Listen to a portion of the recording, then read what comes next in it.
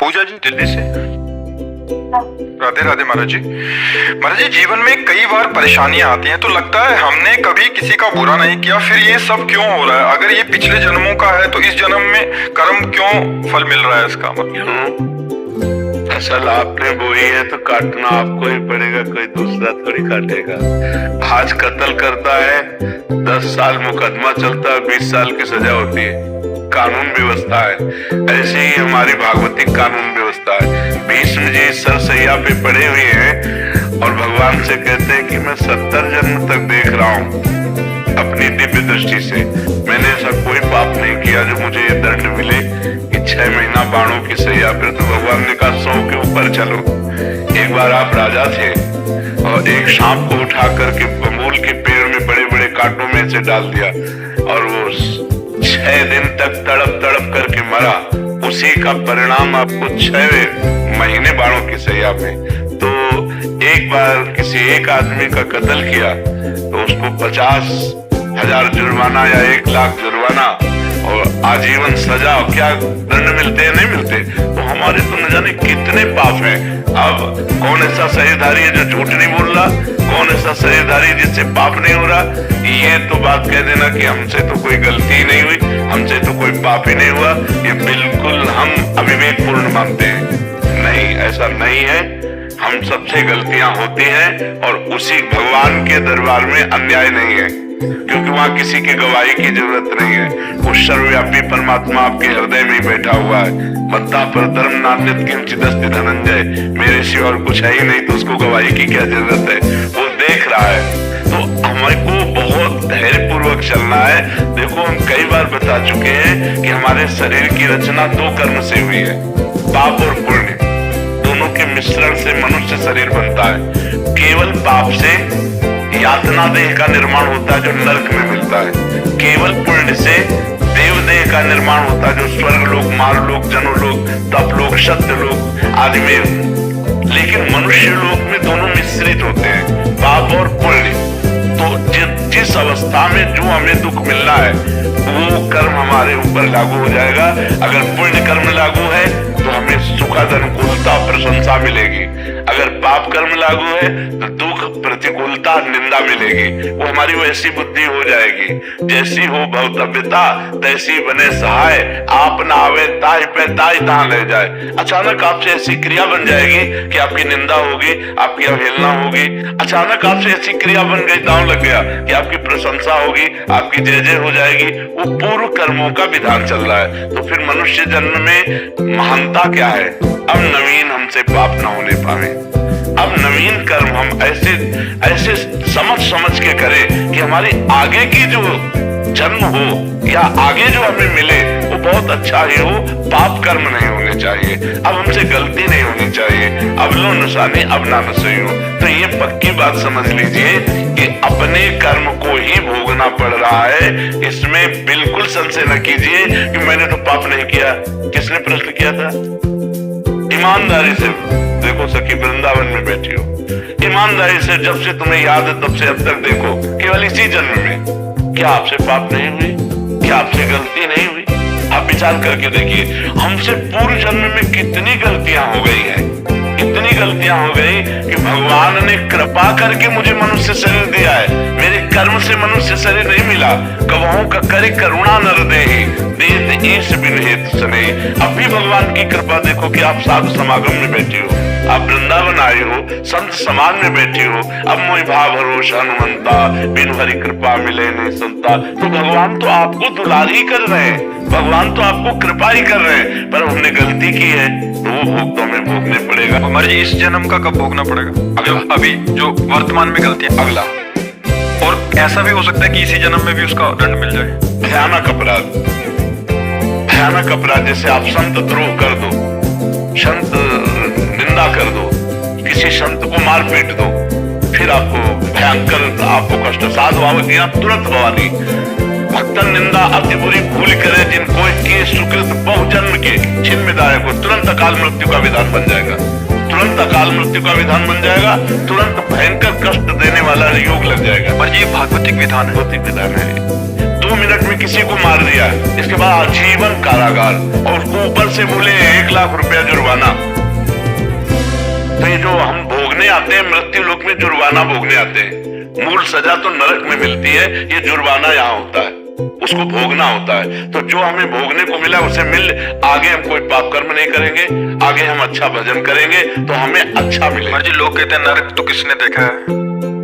अब कह दो कि किसने देखा, जब चोरी करोगे और जब तुम्हारे डंडा चलेंगे और जब जेल जाओगे तो अपने आप जान जाओगे कि जेल किसे कहते हैं। बोले किसने देखा है जेल?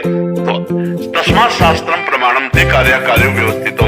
शास्त्र जो कह रहे हैं वो सत्य है, वो असत्य नहीं है। अब हम बहुत छोटे हैं, कूप बंदूक है, जैसे कुआं का मेढक है ना, एक समुद्र का मेढक गया तो कुआं के मेढक ने कहा कहां से आए? बोले समुद्र से।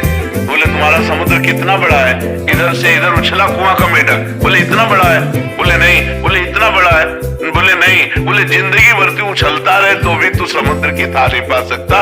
अनंत ब्रह्मांडों के रचयिता भगवान ने रचा है, स्वर्ग नर्क पाप पुण्य उसका फल दोनों रचे और आपको छूट दे दी है। आप पाप कमा लो या पुण्य कमा लो। तो मनमानी आचरण करने में कोई तो मानता नहीं, और जब परिणाम आता है तब भगवान को कोसता है। तो ये विधान भगवान का बनाया हुआ आपके कर्म के अनुसार है। आपने जो कर्म किया उसके अनुसार विधान बनाया हुआ है। कौन काहू के सुख दुख कर दाता, निज कृत कर्म भोग सुन भ्राता। इसीलिए जो धर्मात्मा पुरुष होते हैं, शास्त्र को जानने वाले होते हैं, एक भी कदम गलत नहीं रखते। भाई मैं नहीं पाप कर्म नहीं करूंगा, तो मुझे मार डालो, पाप कर्म नहीं करूंगा, चाहे जितना कष्ट दो, मैं अधर्म नहीं करूं। क्योंकि जानते हैं कि अधर्म जो है ब्याज के ऊपर ब्याज लग करके ऐसा फलीभूत होगा कि हमारे पुल का पानी पा जाएंगे भोगते भोगते। तो ये भगवान का गलती थोड़ी है कि यार एक को तो इतनी सुख सुविधा दे दी, एक को इतनी दुख दुविधा दे दी। नहीं, दोनों के कर्म है। उसने कर्म किया उस जगह पहुंच गया, उसने कर्म किया इस जगह पहुंच गया।